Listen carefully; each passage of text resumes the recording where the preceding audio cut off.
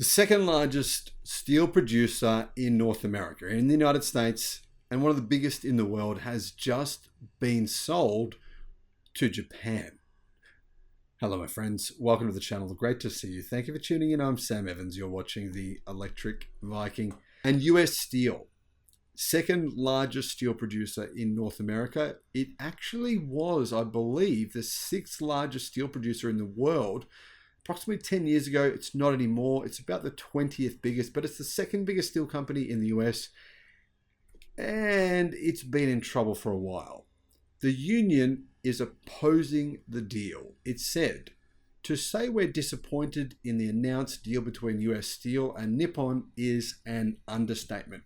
Now, I find this very interesting that the United States of America is okay with Japan purchasing its second biggest steel company, which is incredibly important to US economic output, for $15 billion, a $15 billion transaction. But at the same time, the United States doesn't even want to let Ford license CATL's technology to build its own, Ford's own factories making batteries in the United States. It just has to pay a small couple of % licensing fee to CATL in China, biggest battery company in the world, for its technology. But Ford owns the factories. And yet that is being blocked by Republicans, being blocked by the US government. I don't really understand. They're okay with selling off this massive asset, so the Japanese have huge control in America, but they're not okay with Ford building its own factory that it owns, that's American owned, in America. Is it just me, or does that seem weird to you? Japan's Nippon Steel said on Monday it will purchase US Steel Corporation, a long-term strategic supplier to the North American automotive industry, in a deal worth $14.9 billion.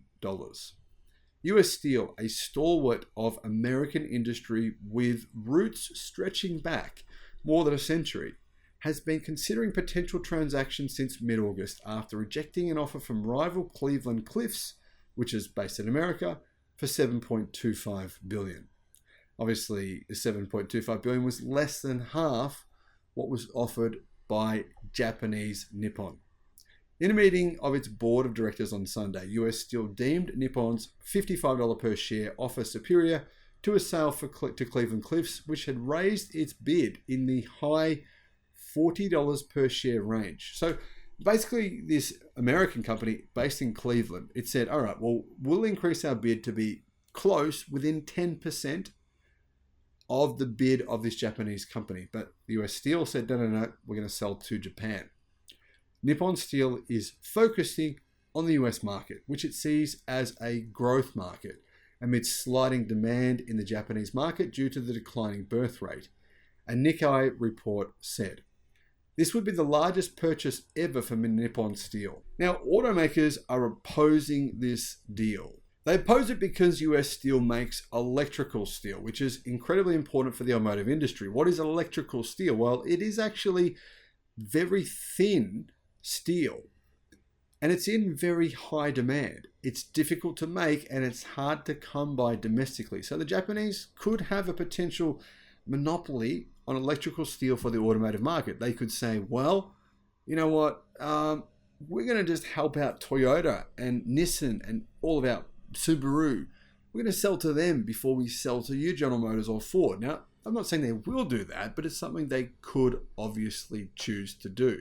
Nippon's offer, though, is a 142% premium to US Steel's share price on the last trading day before it announced the review, and Cliffs revealed it had made a bid. But since then, the share price has risen a staggering 26% since news of the deal came out. US Steel shares had suffered after several quarters of falling revenue and profit, making it an attractive takeover target for rivals looking to add a steelmaker used by the automobile industry in America. And not only in America, it's actually used by the automobile industry outside of America as well.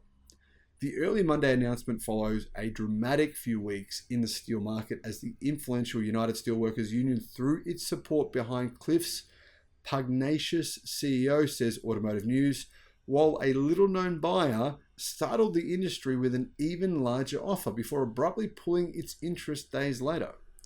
Nippon has secured financing commitments for the deal and it expects it will enable the company to move forward towards 100 million tons of global crude steel capacity. The company said they agreed US Steel will keep its name and headquarters in Pittsburgh. And apparently they're saying that all of US Steel's commitments with its employees, including all collective bargaining agreements in place with its unions, will be honoured. But the union representing thousands of workers at US Steel said it does not support the deal. To say we're disappointed in the announced deal between US Steel and Nippon is an understatement, said the union. Nippon's executive vice president, Takehiro Mori, told Reuters in an interview that the company had operated in the US for 40 years and it was confident the transaction would be completed.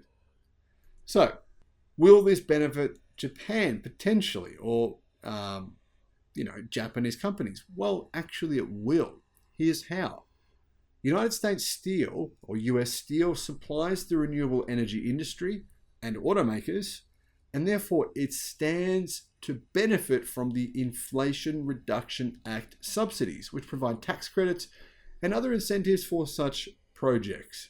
Something attracted bidders. This is the reason why they purchased it, because the US government has committed already to billions of dollars of subsidies, which will benefit US Steel, and therefore benefit its Japanese parents now more than anyone else. Thanks for watching.